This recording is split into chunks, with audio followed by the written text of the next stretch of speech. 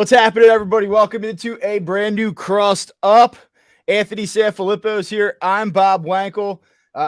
Coming off of a missed episode last week due to the birth of my son, and it was a celebratory opening day earlier that day on Thursday morning. Welcome a new baby to the world, and then right around, I don't know, I guess about what time did that game finally end on Thursday? About 7:30. Yeah, it was right. I kind of just said, okay, well, there's bigger, more important things in life that you get to worry about, that you deal with now rather than Phillies baseball. So that probably brought a little bit of perspective to the day. And then things didn't really get much better the rest of the weekend for the Phillies, Anthony. And I'm going to bring you in here and kind of let you set the tone, because I don't know if it's a lack of sleep. I don't know if, I'm just, my fuse is a little bit shorter than it usually would be. But I thought that this weekend was, I don't know, I'll pick my word carefully here. I won't say it was disgraceful, but I'll say it was abysmal. Yeah, I mean, you have every reason to be ornery if you're looking at what the Phillies provided for you for opening weekend. It was not a good weekend. I mean, there's a couple of, small silver linings, but for the most part, you can't go 0-3 to start the year against the Texas Rangers. You can't, because you're going into a series with the Yankees next. You're in one of the toughest divisions in baseball with the Braves and the Mets. You can't get yourself behind. We talked about this. We talked about how important the first month is, because it wasn't a brutal month schedule-wise for the Phillies when you looked at it. And so you sit there and say, okay, look, you should probably win 2 out of 3 against that team. If you came out 1-2, you're not happy about it, but it's not the end of the world.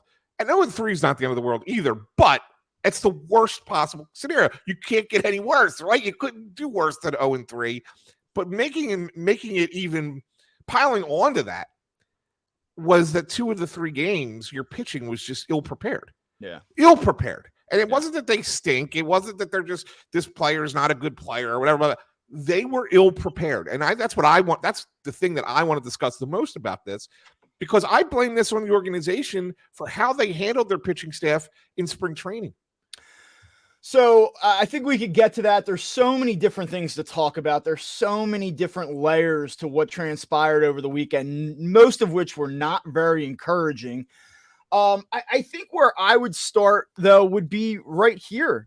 You kind of alluded to it. This is going to be a really good division. We know that. And we know it's going to be hyper competitive. And you would think for a team that got out of the gate last year 21-30, that there would be maybe a little bit more urgency to start the season. And you might look at it and say, well, hey, listen, the first 2 months, it didn't matter last year. They overcame it. I would submit that is not a sustainable path to get to where you want to go. So It kind of almost ties into what you're talking about, and talking about the lack of preparation, maybe not revving it up to the degree necessary to hit the ground running at the start of the season. I just thought that they would have come out with a little bit more than that. And at times I thought they looked unfocused. At times I thought they looked sloppy. You talk about Zach Wheeler and Aaron Nola. Are they good pitchers? Of course they are. Do I think that they're bad pitchers because they didn't really perform particularly well the first time through? Of course I don't think that they're bad pitchers because of that. I just thought from top to bottom, the whole thing looked ill-prepared, unfocused, sloppy. It did not look like a team that was ready to play. The Phillies did not look ready to play this weekend. Now, we can make whatever sweeping statements we want. Is the season over? Probably not. We don't have to get carried away here and make it more than it is. But don't give me the 1 of 162 or, 3 of 162 stuff today. I don't want to hear that. I don't want to hear that. They were unprepared to play. They did not execute. There was nothing that was crisp about their performance. I was stunned, frankly, that team came out and played that poorly for 3 days. Yeah, well, I you're not wrong. I have a harder time tying it, sitting there saying, well, yeah, the lineup, they didn't do their job. They hit. I mean, they did hit, but there were so many different. I mean, listen, the numbers are the numbers. We are talking about just 3 games, but how many times, CB Buckner, I think we can probably get to that too. Well, yeah, he had something to do with it on Saturday, but there were plenty of situations Sunday night, Thursday where they could have piled on, they could have added, and they just didn't do it. Yeah, I mean, I'm not going to kill a team. They scored 7 runs opening game, right? I'm not going to kill them for missing a couple opportunities. Look, you're always going to miss opportunity. It's baseball. Yesterday was the one where you sit there and go, man, they really blew it. They had all those double plays. You get 1 run on 9 hits. I think the Braves walked 5 guys too. Like you can't have that many base runners and only come out with 1 run. That's if you want to look at a game where the lineup disappointed you. It's game 3 of the series, right? Because they actually got good pitching. I mean, Bailey Falter gave them a decent start. And then the bullpen did a nice job after Falter came out. So like you look at that and you say, okay, well that's good. The pitching came around. It was the game. That was the game that they didn't hit. That was the game that and they did hit, but just didn't hit timely. And that was the problem. So like I don't really worry too much about. Like I look at the lineup and say, look. There was a Christian Pache at bat in there where you and I were talking like, do you really have him bat in that spot? And I think that the Phillies put themselves in a tough spot because they went so right-handed heavy. They didn't have a lefty to come off the bench other than really Derek Hall that you trust.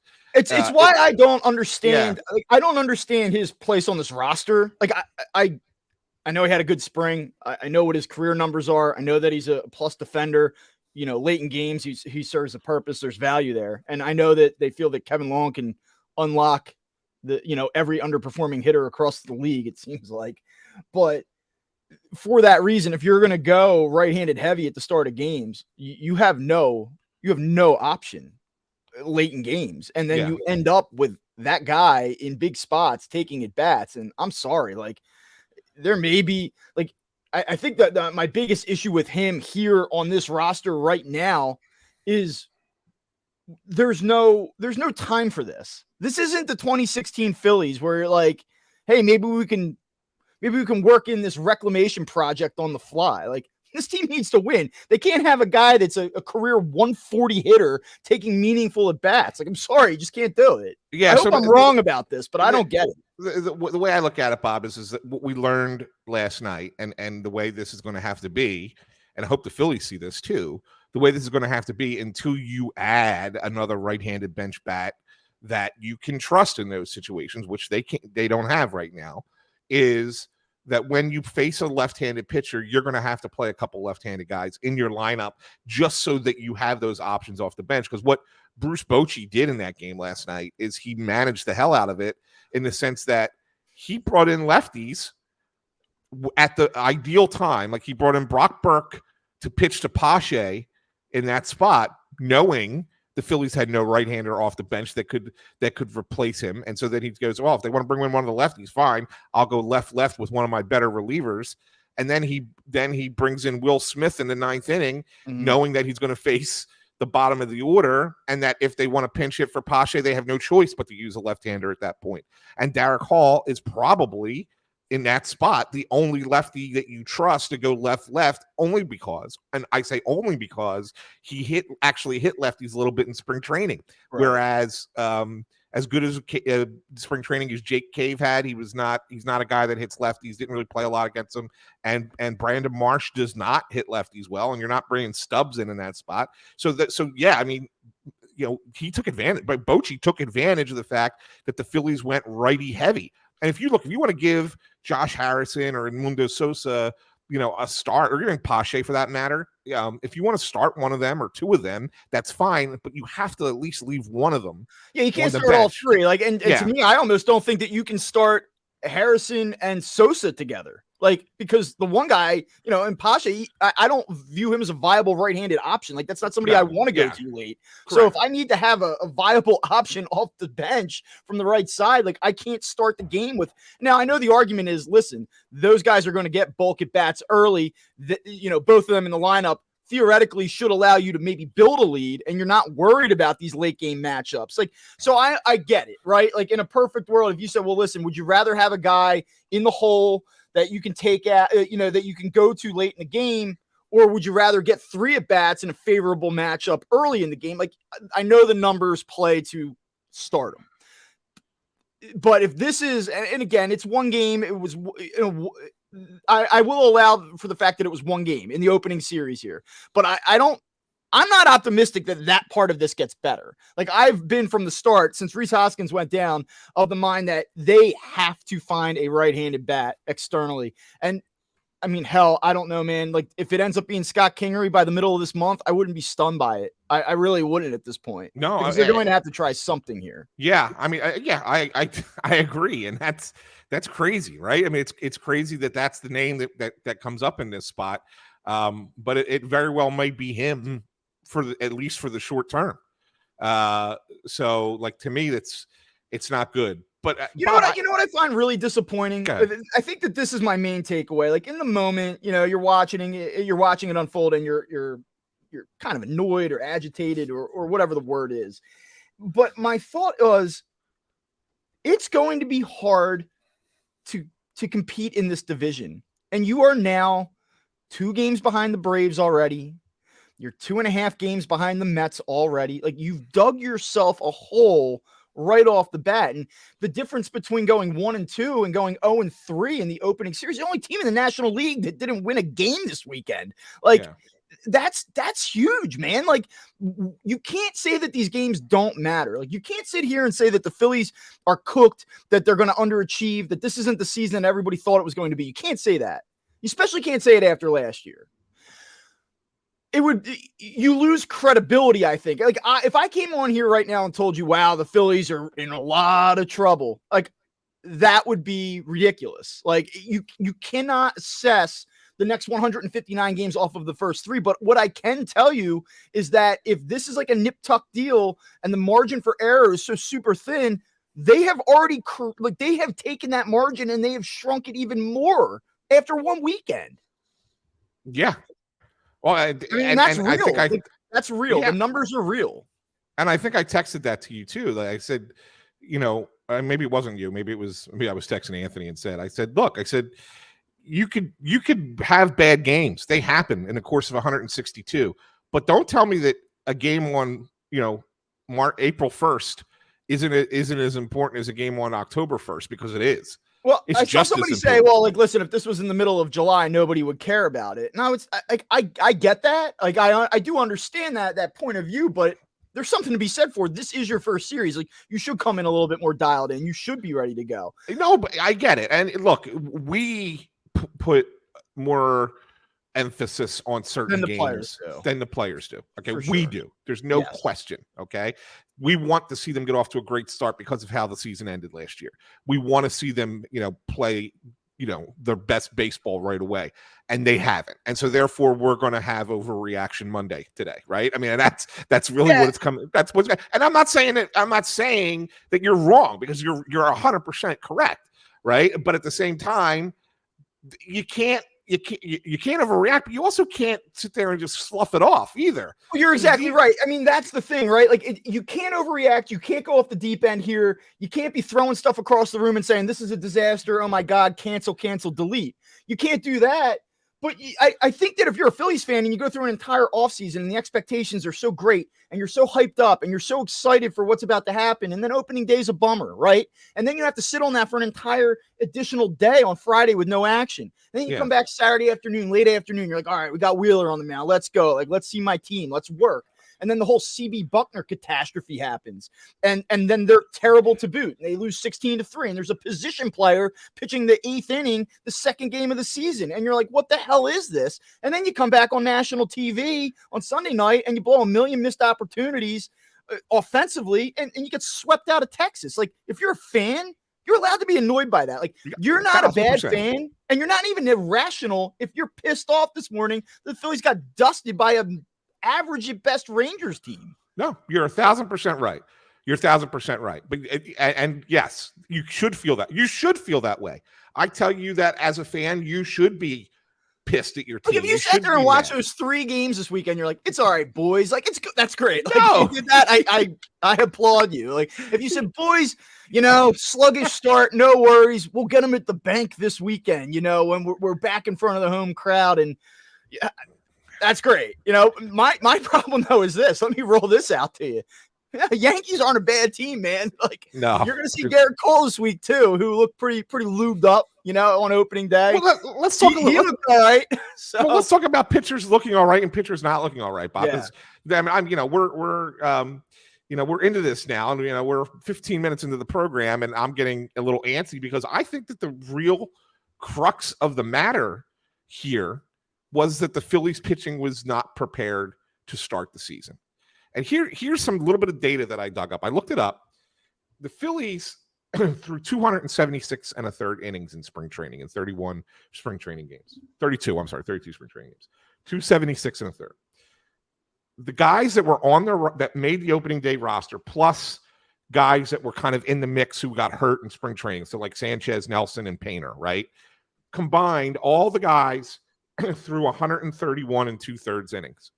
That means that the other 144 and 2/3 innings thrown in spring training were thrown by minor league pitchers or guys who had zero chance of making this team coming in. That's 52% of their spring training innings. If you're in spring training, what the hell are you there for? Okay. Aaron Nola threw 13 and a third. Zach Wheeler threw 10 and a third. Now they're going to, all right, now here's the other thing. They're going to say, well, the argument. Yeah. We did simulated games on the backfield where we controlled the timing. We controlled the up downs. We were able to let them get their work in. We're allowing them to build up their arm and get the work in that they need. And I get all that, right? But here's the difference, Bob. When you're doing those, when you're having those backfield games, internal games in spring training, there's zero leverage. Zero. I mean, there's none. And as a competitive person, right? I mean, if you're a player, are you really worried about the outcomes on those games, or are you just worried about getting the work in? Right. Right. Worried about getting the work in. Yeah. Right. So there is a major difference between competing against another team, even in exhibition. Even throwing those innings against somebody else, throwing them against the Pirates or throwing them against the Blue Jays or whatever. That matters more, even though the game outcome doesn't matter, but it's a slightly higher level of leverage of pitches that you're throwing than just throwing to your teammates on the backfield. As a comparison, I just want to throw this out just so that we're not just stuck on just that and say, well, every team does that. I looked at the Atlanta Braves. Now, Braves played one less game than the Phillies, so they had 262 and 2/3 innings, so slightly less innings. Their roster guys, and then a couple of guys who got injured in spring training as well, like a Kyle Wright and Racel Iglesias, Mike Soroka. Their roster guys threw 169 and a third, and the guys that are minor leaguers, no shot of making the team, threw 93 and a third. 51 and a third fewer innings by the guys who don't matter. Now, who threw the most innings for the Phillies in spring training? Bailey Falter. Did he look like he was prepared for the season when he threw last night? He did. He looked. You know what I'm saying? I'm not trying to make it out to be Bailey Falter's a star. I know, but he looked to be himself. Whereas Nola and Wheeler, they didn't look anything. Well, like you know what the pushback here is going to be, and this is something I'm kind of curious. Get your thoughts on this. The Phillies will probably tell you that, hey, listen, we're going to take a little bit of extra care with guys like Zach Wheeler and Aaron Nola after how far they were pushed last season. And if that means that they're going to get off the slow starts in April, then so be it. We will sacrifice the short term for the long term. Do you buy that? Or are you? But that's what I'm trying to say. No.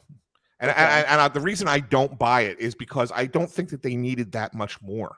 It's not like Garrett Cole went out and threw 40 innings in spring training. He threw 22, right? I mean, I'm not sitting here telling you that Nola and Wheeler needed to have 3 more lengthy starts in spring training. I think 1 more might have done it, right? I mean, you get them up around 20 innings in spring training. I think you're okay with that. I think I'm okay with that. So we want to present a show that goes a little deeper. There's some thought. I don't want to overreact. I don't want to play to the lowest common denominator and just be this ranting asshole. Like, I don't want to do that. Right. So I think about what happened this weekend, and I'm trying to figure out what's real here. You make a compelling case.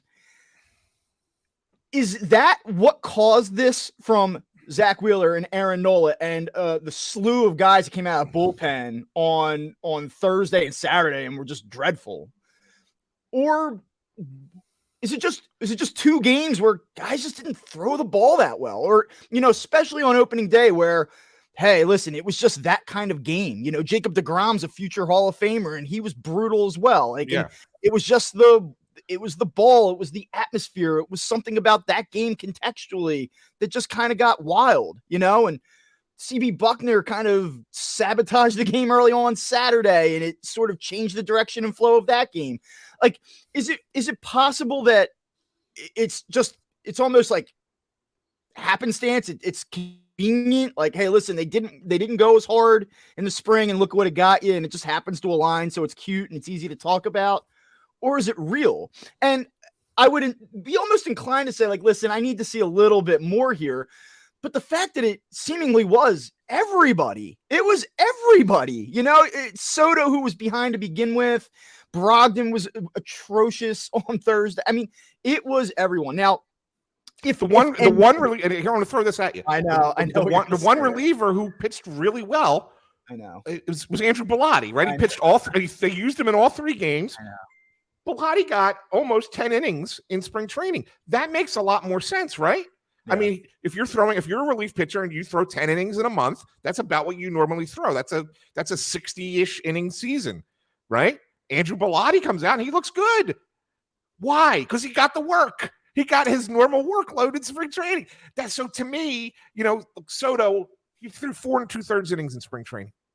Now, I get it. He had visa issues, right? I mean, that's a thing. And they insisted he was still on his throwing program. He was working out at their camp in the Dominican Republic. Okay, fine. That's true. Again, it goes back to your earlier point, though. It's not the same thing. It's not the same. Yeah. Exactly. And he comes in and looks all terrible. But then, of course, his second outing last night, he was awesome. Yeah, I mean, if there's any silver lining here, one of the things that we always worry about with Connor Brogdon, too, is confidence and momentum, and things seem to get away from him. And we saw that his first time out. And then last night, again, it wasn't lights out or anything, but again, it felt like it was a step in the right direction. Soto was outstanding last night. You saw what you can kind of dream on with him a little bit.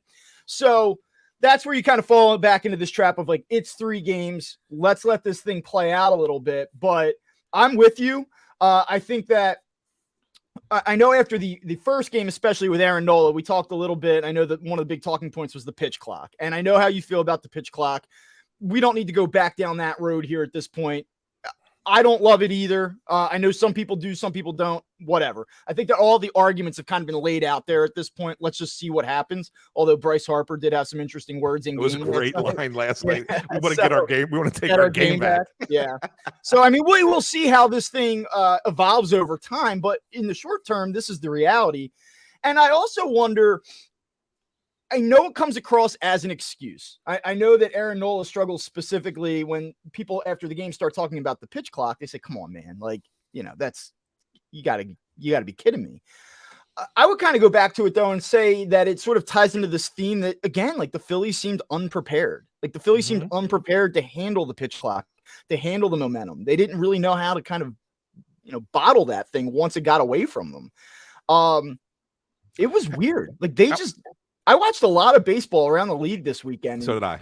Very few teams looked as sloppy as the Phillies did. Yeah, I agree. It's almost like the Phillies were the one team was like, oh man, we didn't think of that.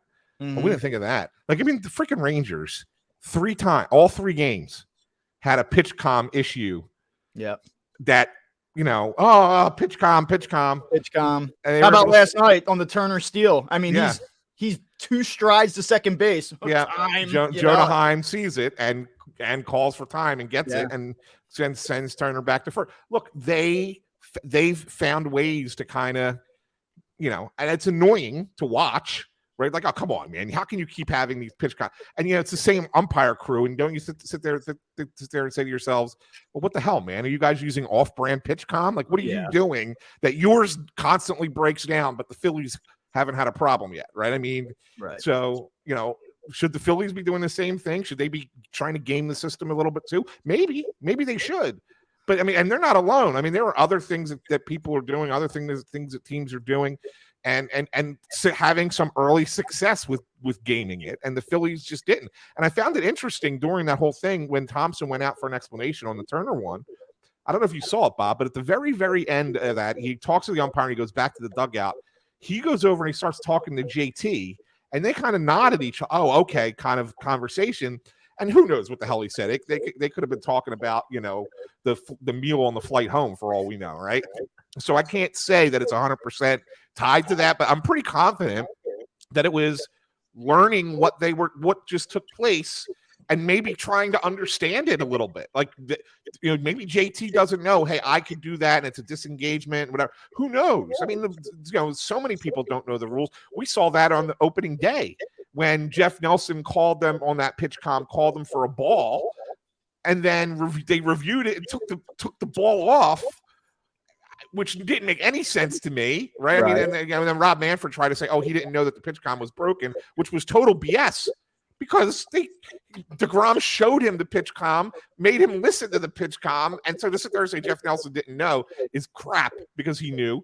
But so teams are finding my whole point, and I don't want to go into the tangent here, but my whole point is teams are finding ways to work within the pitch clock rules and around the pitch clock rules, and it seems like the Phillies have zero. The Phillies' response thus far has been like, we don't like it.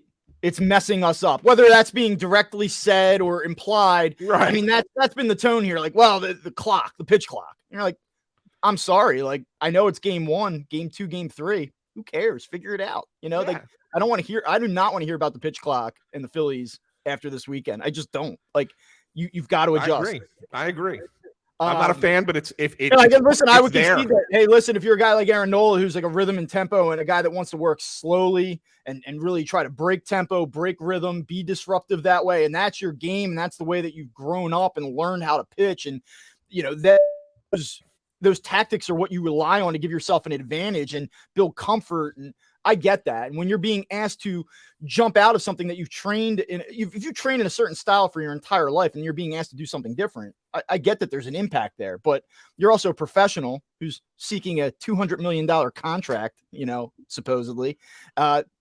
You need to figure that out. You've been given a long enough window now to think through what that's going to look like. You don't have to throw the ball even to like pacing, get on the mound, dry, like towel throw. Like you can gain comfort and work within a certain pace without blowing out your arm, without even throwing a pitch. Like you've got to find a way to adjust. And so that's going to be the one thing moving forward that I think really is going to be worth keeping an eye on. The one thing I will say in light of all of this is here 0-3 is that the one thing I can't tell you is that the Phillies are a bad team or that the Phillies aren't as good as we thought they were going to be. I just don't believe that. I still think that Aaron Nola and Zach Wheeler are very good, at the top of this rotation.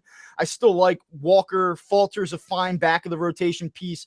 The indications are on Ranger Suarez that he's progressing in the right way. Like there's a lot of positives here still. How about the Bryce Harper? How about the Bryce Harper positive? Bryce Harper, the way that they talked last night on Sunday Night Baseball, you think like is May 15th in play? Yeah, I know. I don't see that. I really don't. But I don't know what it does. Like, I don't know the upside of pissing positive about Bryce Harper projections if I'm the Phillies, only then to have him come back the 3rd week of June. Like, it doesn't make any sense. So I don't think, like, I just cannot see a scenario where this guy's playing in the middle of May for the Phillies. But is that May 29th, 60-day IL target that they kind of opened the door on last week, is that in play here? Yeah, it sure as hell feels like that's legitimate and almost the expectation at this point. Well, we did look at the schedule, Bob. I mean, remember how when we were originally saying June, he might come back a little bit early because they have that big 6-game stretch against the Braves and the Mets here at Citizens Bank Park starting June 20th. If you look at the May schedule, they have a big 6-game schedule on the road against the Braves and the Mets that starts May 25th. Do you possibly come back, the series before against Arizona just to get a few swings in, and then you're ready to be in the lineup for the Braves and the Mets the first time you play them? I kind of think that that's now the new target. If you want my honest opinion. In a perfect world, you're off to a really good start, and you time it for theatrics, and you time it for the moment. At this point, you're like, they need this guy back. Get him back in the lineup. Like, you better get him here now. They need him. Yeah. But you know what's really crazy, and it kind of ties back to what I was just saying, like, I don't want to state the obvious here, but like this is still, I think, a pretty good rotation. It's still what I think is a very good bullpen, despite what we saw in, this opening weekend. And the offense was good. I mean, it was good. Yeah. It struggled with guys on base last night. It was frustrating. It just felt like one of those weekends at that point. Like, what else could go wrong here? But if I would have told you, and I'm not going to sit here and rattle off stat lines after 3 games, but just, go through the lineup, go through the starters in that lineup. And I tell you that, hey, Trey Turner had a good weekend. JT Realmuto had a good weekend. Nick Castellanos did. Alec Boehm did. Sosa, I know he didn't play start all 3 games, but he had a good weekend. And Bryson Stott had a really good weekend. Yep. All those guys were, I would say, excellent offensively through 3 games. Kyle Schwarber wasn't. Tough weekend for him. Yep. But if I would have said all of those players performed pretty well, I mean, they were all hitting over 350. Every player I just named there was over 350 for the weekend in a limited sample. If I would have said all these guys raked, for 3 days, it'd probably walk out 2 out of 3 at least, right? I mean, so that's where I kind of say, like, you got to pump the brakes here. You have to kind of like take a deep breath and say, some weird things happened down there this weekend. You can be very frustrated and annoyed by it, but I wouldn't be overly concerned by it. Yeah, and that's where I am with it too, Bob, because look, you're staring down the barrel of the Yankees with I know Walker's starting tonight, but you got to throw Matt Strahm against that lineup tomorrow. So you got a bullpen game basically against a right-handed heavy Yankees lineup, and then probably Nola Cole on Wednesday is what I think it's going to be. The Yankees haven't announced when Cole's going to pitch. He could pitch Tuesday, but I think it's going to be Nola Cole Wednesday. So you're looking at 3 very tough games, and there's a real possibility of you coming home 1-5, right, to start the season. And even with that possibility, you're right. It's not worth panicking about, because I think the lineup showed it's going to hit a lot. It needs to be better with runners in scoring position. I think that this was a thing last year. And we talked about it ad nauseum, and I think it's going to be the same thing again this year. They don't move runners well. They don't hit situationally well. And I think that's something that's hopefully going to be addressed at some point, or at least try to be addressed. But when you have 5 players, and then Sosa would be, I guess, the 6th, because he had a 2-hit game yesterday. But you had 5 players averaging more than a hit a game in the series in your lineup, you're going to score runs. Yeah. You're going to score. You're going to score runs. It's really interesting. I mean, you start to look at these matchups this week in New York, and you're going to see Nestor Cortez, who's no slouch today. Yeah. Domingo Germán is okay. He's interesting. He's not a bum. And again, like, you're in a spot where you're going to be throwing a bullpen game, and then you come back on Wednesday. Like, I'm looking right now on the Yankees official website, and they have Cole Nola on. They did. So then they're putting Cole in on Wednesday. Yeah, that was my thought. Yeah. Listen, I can be optimistic about Aaron Nola bouncing back, but like, do I bet on the Phillies Wednesday? Like, are they the betting favorite Wednesday? They're not. They're certainly not. They're not going to be the favorite in any one of these games. So like, let me just paint this scenario for you. Here come your 2022 National League champion Philadelphia Phillies. It's the home opener on Thursday, Citizens Bank Park. And here come the Phils. They're 0-6. I mean, it's possible. Yeah, I think they'll get at least one. I do think they'll get one in New York. They come home 0-6. So just humor me for a moment. Yeah. What's the crowd reception like on opening day? I think they still get a very warm response, because it's the first time we've seen them since the World Series, right? So I think that the response is still warm. But do I think that it's a patient warmth? No. I think it's a situation I agree. If they're down 3-1 in the 3rd inning of that game, I feel like it's going to get nasty very, very early. Yeah. Yes. Yeah. They have to score quick against the Reds on Thursday if you're 0-6. Even if you're 1-5, I think that's the scenario. The only way that crowd is not that way is if they go in and win this series in New York. Sure. Yeah. I mean, I think that would be certainly helpful to the cause. Yeah. I think that you're almost like trying to, as a Phillies fan, say like, okay, if you're doing this week by week, like, what do you hope for? What can you what can you kind of aim for here? And I feel like that you hope to win a game in New York, and then you hope, and you really should. You talk about being favored or being an underdog. They'll be favored in all 3 of those games next weekend. Yeah. So you kind of almost like try to aim for we need a sweep to sort of offset what the hell just happened down there last weekend. So, is there some path where the Phillies get through this Sunday at 4-5? Like, yeah, and would that be the end of the world? No, of course it wouldn't. So, like, there's a path here to get this thing stabilized, but well, I mean, I'll be honest, Bob. If we go back, right, remember we went through April and we were making our predictions. Yeah. I think we both had them at 5-4, right? Mm-hmm. 3, 5, 5-4 after the first 9 games. It's going to be tough to get there. Yeah, I mean, we had them 3-3 after the first 6. Yeah, I mean, it's going to be tough to get to 5-4. But if you get to 4-5, it's not. Again, it's not. It's like, okay, we were only off 1. We did talk, though. We talked 2 weeks ago about this idea that this team needs to get off to a functional start here. Like, they are, I think, in a pivotal spot with this fan base and the relationship right now. There's this idea that, baseball is back in Philadelphia. The fans are back and they're going to be bought in this year. And we know the traditional deal, April and May are a little bit more difficult. It's not the summer yet. Schools aren't out. The weather can be a little bit inconsistent.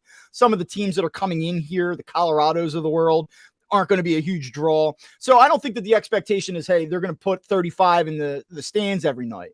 But we did talk about the need to get off to a pretty good start here, a promising start that sort of gives people some belief that, yeah, you know what, this team is really, truly back and that they're going to be the real deal this summer. And you get off to this, catastrophic start. It could put a dent in the plans a little bit. Like, this is an important week for this team, the standings and, their own psyche and all of those things. But from a business standpoint, it's important that they don't let this thing spiral out of control. And unfortunately, here we are, second podcast into the regular season, and we're talking about, like, they got to weather the storm. I mean, that was not the message that I think you or I were expecting or the conversation that you or I were expecting to have. No, it's certainly not, Bob. And yeah, I mean, it was just a frustrating weekend of baseball for Phillies fans. And, it's frustrating for us too. Like, we're sitting there watching, we hyped this team up a bit, right? I mean, we both had them as 90-win teams and, second place in the division, and they're going back to the playoffs, and, they're going to have a shot at the World Series again. Like, we're putting reputations at stake here in a lot of ways, right? So for us, it's frustrating too, because it's like, did we really misread this? Is this team not as good as we thought they were? And I don't think we can go down that path. Like, I mean, yes, it was as aggravating a weekend as it was, but you're right. For the organization, this is huge, because you cannot get off to a shit start. You can't. You have to be good by the end of this month, because guess what? If you're not, you might lose a little bit of the fan. You're not going to lose a lot, because I think the fans they're not going to bail quick. But you could lose a little bit, and then all of a sudden there's some other stuff to start talking about in the sports landscape, right? I mean, the Sixers are going into their playoff run now. Right. The Eagles are getting ready for the draft. I mean, those things are going to be happening, and maybe the Phillies then start to take that back seat again. It's so much better for them when they are driving the conversation on the sports landscape, like they used to back 2007 to 2012, right? That's so much better for them in these months when they're the team to talk about. And I don't know, man, like, you can't risk falling back again, because that's where you lose the team. From a business side, you lose the fan base for the summer, and you don't want to do that. Month of May is real. I mean, if you're sitting here listening to this right now, and if you're sitting here listening to this right now, and you're saying these guys are getting a little ahead of themselves, just open up the schedule and take a look at what the Phillies are facing in the month of May, and you tell me if they start the season 1-7. What this might look like come Memorial Day. I would argue that it could look very similar to what it looked like last Memorial Day. And this time you don't have a manager to scapegoat. So, I think I don't expect it to get there, and I don't want this to come across like this is my thesis. This is my prediction, and how I'm projecting this thing to work out. But I do believe that they are in a very, very critical period here very early on. Like, I'm not going to sit here and tell you they're must-win games or they have to get 2 out of 3. We're not going to do that. But they can ill afford to let this thing spiral. And for the reasons that we talked about earlier, which are, you look up, the Braves got off to a decent start. The Mets got off to a decent start. And if that's the game you want to play this year, falling behind by 6-7 games the first month of the season isn't the way to do it. Correct. I did know you wanted to kind of touch on a couple of individuals from what you saw this weekend. So why don't we do that? Why don't we jump over to the individual players? So the one player that I wanted to talk about came with some good and bad, which I guess is the case for a lot of Phillies this first weekend. But let's talk a little bit about Alec Bohm. Yeah. I thought offensively he was very good. And I mean, you look at the swing against DeGrom on opening day, opposite field, drives the ball. And this is where you start to wonder. Like, I've talked to some people. I know you and I have talked about him as well. Some people think that he can be a top 5 finisher for a batting title. Some people feel that there is 25, 30 home run potential in that bat. To date, we haven't seen that. And I think what happens is he comes up, he's really good in 2020, struggles in 21. Last year, he rebounds. We kind of know his career arc, but we haven't seen an elite level offensive player at any point that can kind of like do it all.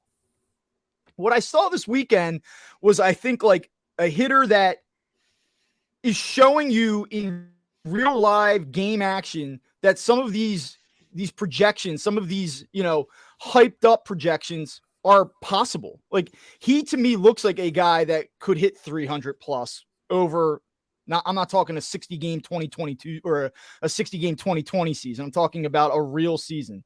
He looks to me like a guy that could potentially be a 25 home run guy. I think 30 is optimistic, but like, can he be somewhere between 20 and 25? I think so.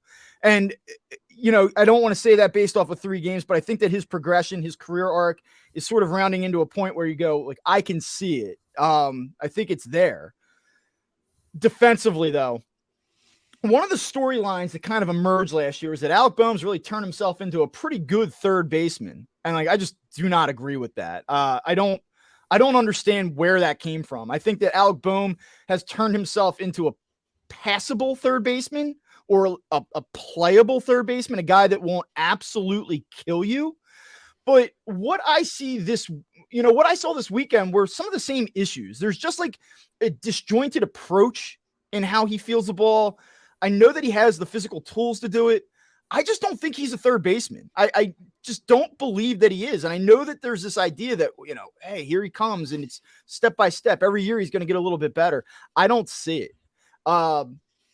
I don't know what your read is on it. I also don't want to move him back and forth between third and first. But they have to, I guess, at this point. I don't really know what the alternative solution is, but I don't really want him playing first base 2 times a week. If the plan is to really say he's our third baseman, like if that really is going to be what they want to do organizationally, I hate flipping him back and forth, but I really don't know what the alternative is. So I'm concerned. I think this is a long-winded way of saying I love the offense. I think that he is really going to take a huge step forward this year.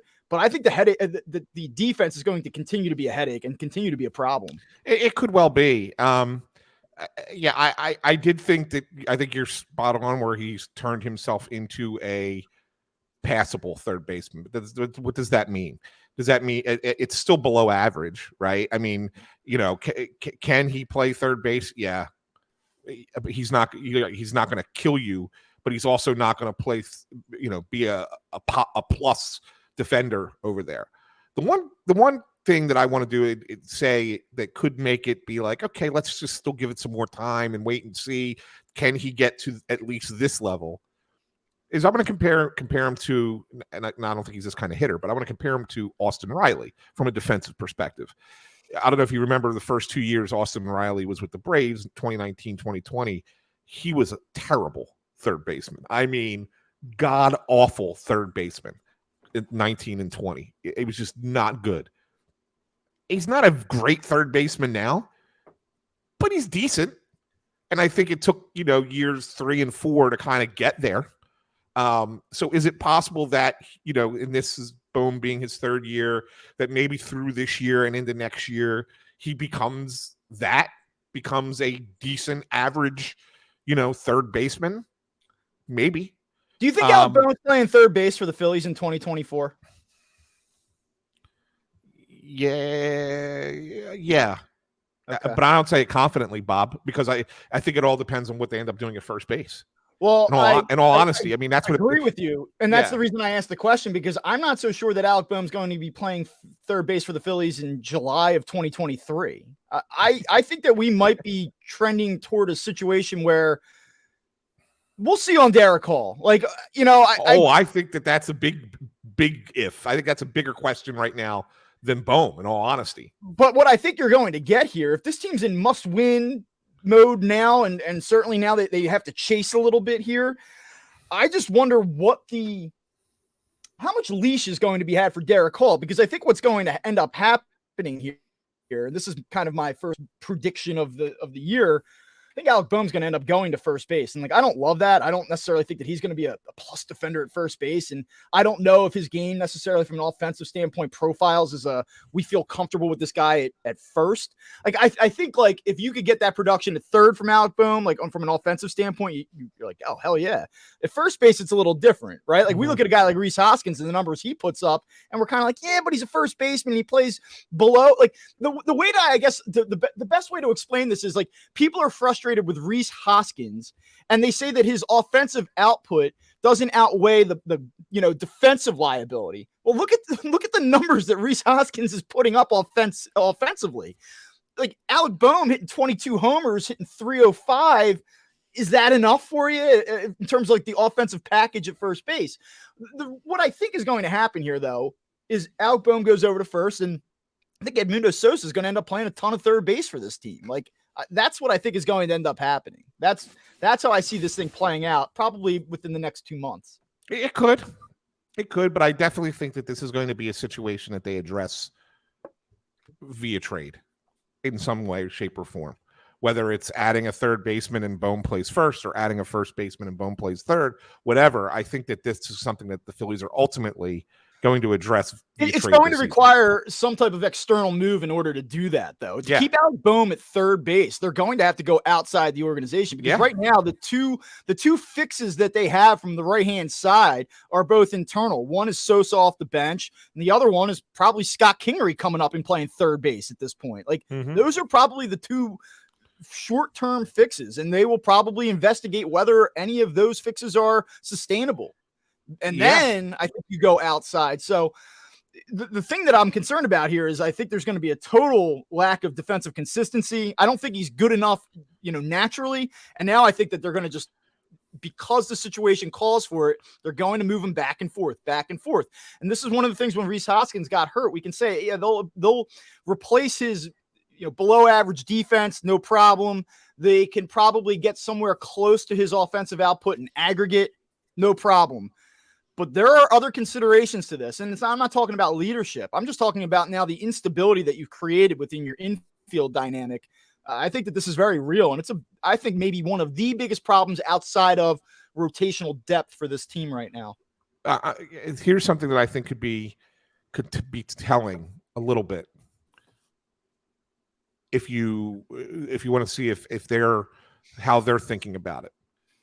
They're playing the Yankees tonight. Facing Nestor Cortez as lefty. Does he go with the same lineup that he went with yesterday? I don't think so. Or is there a change? So. Not after scoring one run last night. Not after running into those late inning issues that you ran into. I'd be surprised if it's the same lineup tonight. So what's different? Well, I think Brandon Marsh is in the lineup tonight.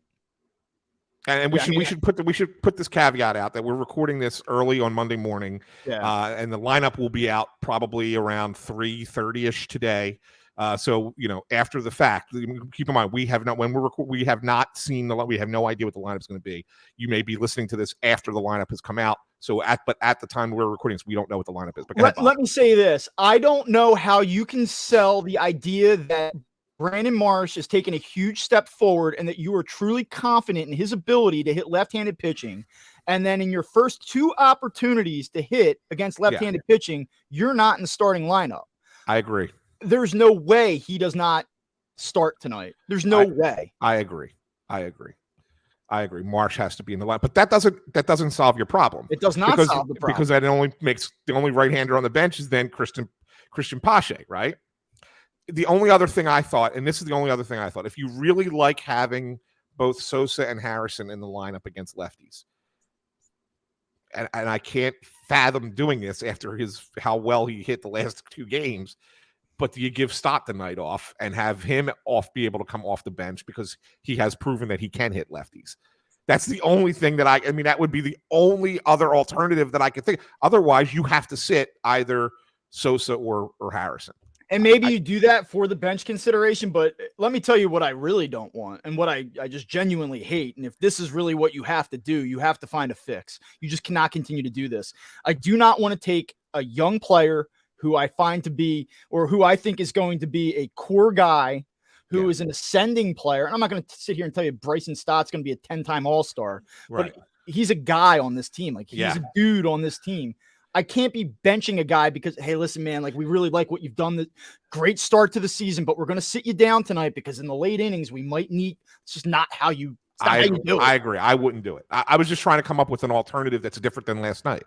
And I can't come up with one. Yeah. I mean, I would not take Stott out of the lineup. I would not take Turner.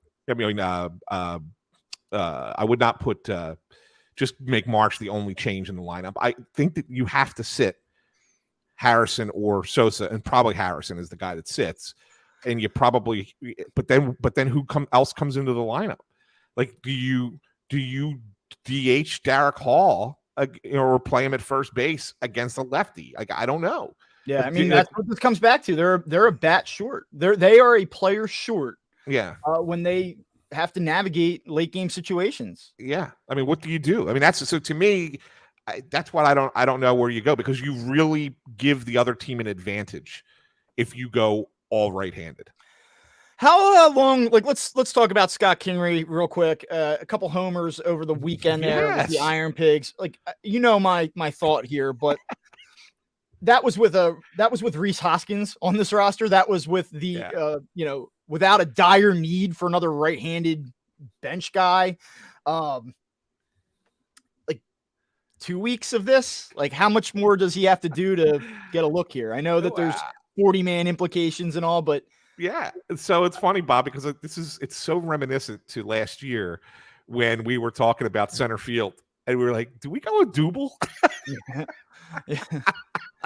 It's very similar to you that. Remember when we were like first suggested the Odubel thing and everyone's like, oh, you got to be kidding me. And then, like, he actually got off to a decent start and we were like, see? Yeah, I know. We were right. And then about like 3 weeks later, I was like, ooh, we were not right. Yeah, I know. It was pretty bad. Yeah, I don't even know if you go 2 weeks, because I'll tell you what, if you're facing lefties and this is the issue that you're running into, and it's not that good, and it was glaring yesterday, and it could be even more glaring, after tonight, then you have to make that adjustment and you have to figure it out. And I don't care if you have to, move someone under the 60-day IL, or you have to, cut bait with somebody that's on the 40-man roster right now. Right. You have to try to do something. And if it means, if Scott Kingery is the next guy up, although the question is he? I mean, would they go back to Guthrie? I mean, that's the only other thing. But I mean, Kingery gives you. I mean, I know Guthrie can play some infield, but I think Kingery gives you even more versatility. There's more versatility, and I think at this point, with where this roster is, what they need is versatility. They need somebody that can just do it all. And I cannot believe that we're having this conversation and that this is a possibility. But I mean, that's where this thing is at. I mean, he's got to continue to hold up his end of the bargain here, but I mean, he's certainly worked himself into us having this conversation and it not being a completely ludicrous thought. Yeah, no, absolutely. And, I'm actually looking at the 40-man. And the funny thing is I don't know if they have anybody that they really want to get rid of. And I think that's part of the issue. Right. I mean, if you look at their 40-man roster, it's obviously that everybody that's on the current roster that's currently playing. Harper, who's not on the 60-man or 60-day IL. Suarez, who's coming back. Nelson and Sanchez, right? Cody Clemens, Dalton Guthrie, and then if you go a little bit further down in the outfield depth, you got Muzziotti, Jalen Ortiz, and Johan Rojas. They're all young. Right? I don't know if any of them really project as everyday major leaguers, but they're still young enough that you probably don't want to bail on any of those guys. You only have 2 starting pitchers on the 40-man that aren't on this team right now, and Michael Plasmeyer and James MacArthur. Not that I think either one is, going to be a star, but I do think that, I think MacArthur is actually probably going to be a pitcher in the majors at some point in some level, even though it won't be anything great. They only have 2 relief pitchers on the 40-man, and Eric Ullman and Luis Ortiz. Like, what are you doing? If they make a move, it's one of 2 guys, right? It's Pache. You say, like, all right, we did this, and it just isn't going to be. It's not going to work out, or it's Jake Cave. Yeah. I mean, listen, Jake Cave earned a spot on this roster. I don't think there were you probably count on your hand guys that were better than Jake Cave in spring training this year. There were few. He hit the hell out of the ball from start to finish. And it wasn't just the numbers. It was consistently hard quality contact too. Yeah. But, at the end of the day, you're talking about a guy that hit 213 last year. He's got a career 700 OPS. He's a usable player. But if you say, like, listen, our roster he does not fit the needs of this roster at this point. That's not a guy that you cut and say, like, we're going to be haunted by this decision. At least I don't think so. No, but I hear the thing with Cave, and I think that there's more value. I think Cave's a guy that you could try and shuttle down. Like, if you're okay, look, it doesn't work right now with us on this roster, but we think that he's a valuable depth person. Sure. So you could shuttle him down, and then maybe then you don't want to lose him off the 40-man. No, I guess my point is that I would not hold back the here and now on the major league roster because I'm concerned about my ability to maintain or retain Jake Cave moving forward. Like, but my argument is not, and maybe I should be a little bit more clear. I agree with you that he might not be the best fit at the moment for the major league roster, right? But he is a guy I think you want to keep on the 40-man. Oh, I agree. Yeah, so I wouldn't. I'm saying, like, you're talking about the 40-man move, not the correct. Yes, down, yeah. I don't mind if you want to slide him down. I get that. I just don't think that you want to lose him off the 40. So what I'm trying to do is come up with the person that they get rid of off the 40, and I think that Pache is a more likely candidate off of the current major league roster to say, yeah, this isn't good. This was a luxury that we thought we could get away with, and we can't. Yeah. And I think that could be the one decision. The only other thing is somebody on the 40-man that's injured that's not on the 60. Can they go on the 60? Well, my guess is that they probably let this thing ride out 2 or 3 weeks and then assess. Like, I don't expect them to. I don't know if it goes that long, Bob. I don't know, man. Like, do you think they could do that this week? Do you think that they would look at something like this weekend and say, all right, this is glaring through 3 games, through 5 games. We've got to fix it now. Well, let's see again, I think today is a telling lineup. Yeah. If he goes with the same lineup again, and then they run into the same issues again where they just don't have anybody to come off the bench in those spots, then I think you can sit there and say, yeah, you know what? We can't do this again. Well, I will tell you, last night was the first night that we had the newborn home with us. So that created some fun sleep. And so I don't have I'm not as dialed in today. I feel like I'm stumbling over my words a little bit more. I feel like I'm pausing. You're good. This is good. I don't feel sharp, and I don't feel as angry as I did when we were. You're like Aaron Nola. You're like Aaron Nola right now. You just don't feel sharp. I just don't have the same fire that I had over the weekend. It was like last night I was texting you, and I was like, pretty salty last night, Yeah. So I don't have that same fire right now, and I don't feel like I'm quite on my game here. So, I want to kind of put a bow on all of this. I don't know if you have any other Phillies related stuff, one last thing that you want to get to. Well, we have it. We do. Of course, I'll have one last thing. But did we even bring up CB Buckner? I mean, yeah, let's talk about him because I know people gave us grief, or at least I got some grief for criticizing him on Twitter, and it's like, all right, man, it's not the umpire's fault, blah, blah, blah. And I get it. It's the Phillies losing 16-3 had nothing. They didn't lose 16-3 because CB Buckner sucks as an umpire. But at the same time, you can't be that blatantly bad, A. And then B, this is the problem that I had. This is my bigger problem with him. He umpires games personally. And we saw it with the whole Ollie Marmol thing in spring training with the Cardinals. And I really felt like in that game, because the Phillies were the team bitching, that they got more bad calls from home at home plate than Texas did. And it's not saying that it was the difference in the game, because it was not the difference in the game. But the most egregious calls, and if you look at the report card, they were all against Phillies batters. Yeah. I think there was one out of his 12 missed calls that went against Texas. The others were all against Phillies batters. I believe the umpire scorecard had him giving the Rangers 2.63 runs in their favor, the way that they graded out with the formula. Yeah. I mean, listen, you can talk about the final score all you want, but there were several critical calls in big spots, two of which with Brandon Marsh early in the game could have potentially ended up in Philly scoring runs. Nick Castellanos put together a pretty good bat early on in the game. Two got rung up. Yep. Listen, that could be the difference between 3-4 runs right there and the way the rest of the game plays out. People should know baseball. Like, I'm a little disappointed. Like, let me call out Mike Missinelli here. Like, I'm not trying to do the Crossing Broad Radio Wars thing, but a couple things with Mike Missinelli. He tweets out on Sunday morning, "I'm stunned that in the Inquirer game story, in which Phillies pitching gave up 16 runs, blame was given to the home plate umpire. CB Buckner isn't good, but come on, 16 runs." I hear you. And nobody's sitting here telling you that. I mean, listen, we just did an hour show where we just said Phillies pitching was a disgrace this weekend. Yeah. Right. So, like, hey, no problem with that. Phillies pitching, they should be at number one on the list of things that went wrong and the hierarchy of blame. No problem with that. But, like, don't sit here and tell me that the Inquirer story shouldn't have pointed out CB Buckner's involvement in what transpired.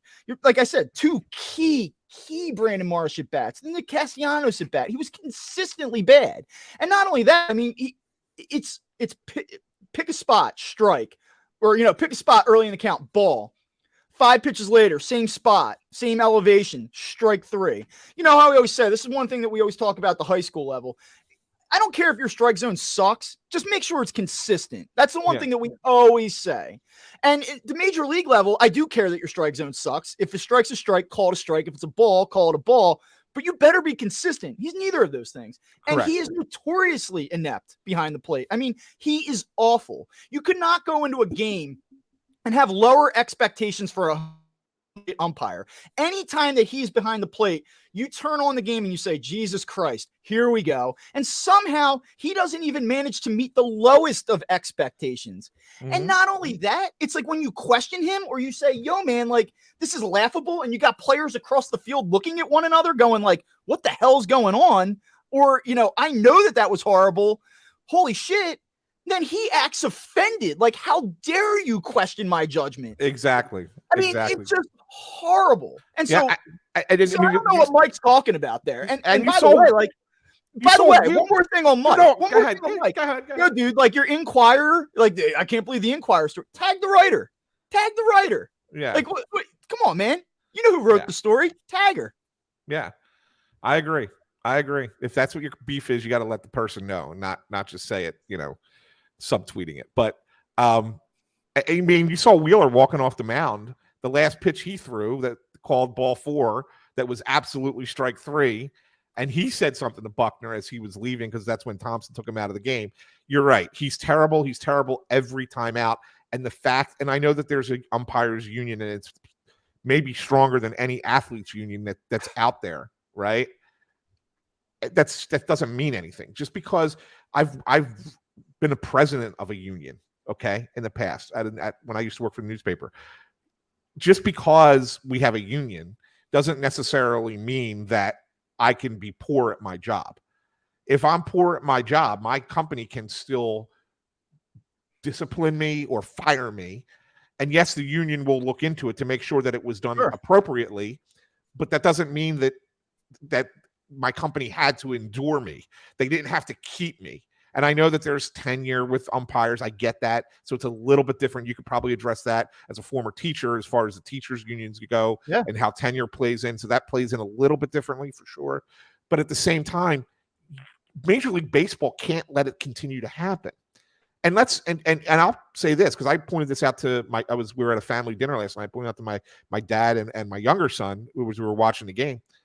I said, No one is talking about Chris Siegel tonight behind the plate. Yeah. Why? Because he's doing a good job as a home plate umpire. His balls and strikes are very consistent. Might he miss one here or there? Of course he might. That's typical, right? Umpires they're not going to get 100%. But as long as he's consistent and mostly accurate, it's not going to be talked about.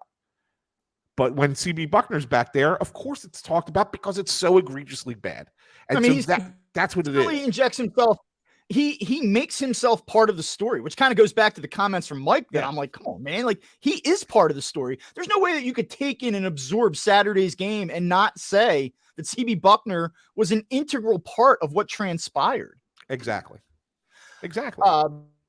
Okay. So hit me with the one last thing.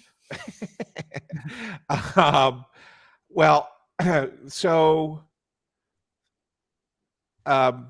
we talked about this, and this is kind of, again, we're going to be on the kind of the ending it on like kind of like a negative thing in baseball. But we talked about this via text. What happens to Anthony Rendon? I mean, I can't believe what I saw, because, and I hope there's more to the story, and I hope that we get a full understanding of what took place. But it's just looking at that 15-second video to see a major league player reaching up into the stands and grabbing a fan by their shirt, curse at him, and then be the first person to take a swipe at the guy. Yeah, he doesn't connect, but to do that, I mean, that's just bad, all around bad, top to bottom bad. There could be more to it, and so I'm going to reserve final judgment. But my immediate reaction and measured reaction, not like, just in the moment reacting, thinking about it after a few days, he's got to get a significant suspension for what took place. Yeah, listen, I don't know what was said. I don't know the full context to echo your thoughts on it. But what I do know is that you cannot, A, call over a fan, and B, swing at a fan. You just can't do it. It just can't happen. So my guess is that it results in a suspension. My guess is that the suspension is probably somewhere between 15 and 20 games, 15, 25 games, maybe even. I just think that there's just one thing. You just cannot have a player physically strike or attempt to strike a fan. It cannot happen. Yeah. I mean, unless it's like a self-defense thing, like, which in this case, it was not self-defense. Now, God knows, like, when this story finally plays out and Anthony Rendon didn't comment on it. Yeah. I believe that there's actually a police investigation tied into this thing. Yeah. Like, there's a lot going on here. For what I saw from the information that I have, I do not know how this guy does not get a suspension that lasts at least 2 weeks. And I think it might even be more than that, Bob, because the only thing I can really kind of compare it to, and it's a completely different situation, but we've at least seen, there's been documentaries made about it now, so we kind of know the full story. But if you look back, you remember Malice at the Palace in the NBA? Sure. Yeah, when the Pacers go up into the stands in Detroit and fight with the fans, and that was as ugly as it gets, right, between fans and players. Those guys missed a season, and they weren't even, the fans were at fault in that one, and still those players not having the wherewithal to not react to the fans, right, got suspended for a full season. If in fact this is the case where he calls the guy over and this is the reaction that he gets, this is, to me, almost worse, because a fan could say whatever a fan says. As a professional athlete, you can't respond. In Detroit, they threw shit at the players, right? And one hit Ron Artest, and that created that whole melee. This was not that. And so, like, right. I almost look at it and say, if you're using the past as precedent, it might be more. It might be more than 20, 25 games. Maybe. We'll see. I mean, contact wasn't made. I just don't know. I don't know, but it's a horrible look. It's a horrible look. And I don't know within that clubhouse if players are like, yeah, you know what, good for Anthony for protecting himself, or, good on him for fighting back. And I just look at it and I'm like, that's the latest blemish on the Angels. And, and actually, I know the Angels ended up winning 2 out of 3 this weekend, and great job, guys. But that organization is just an absolute mess from top to bottom. And that was the one last thing I wanted to talk about with the one last thing is that if you watch that video, how many of his teammates and coaches just walked by as it was happening, stood there and let it happen, right? Nobody tried to stop him. Nobody tried to pull him away, right? They could all see it. They all saw what was happening, and they just ignored it. Yeah. And what does that say about the team and the people in there and that culture? I mean, that to me is a very damning thing as well. Had a look of, I'm going to worry about me. I'm not getting involved in this. I don't want to end up on social media. I'm out. Yeah. That's what it looked like to me. Yeah. Yeah. So that was my thought on it, man. Yeah. That's a bad look for baseball right now. Holy cow. It's just the last thing that they needed for opening weekend.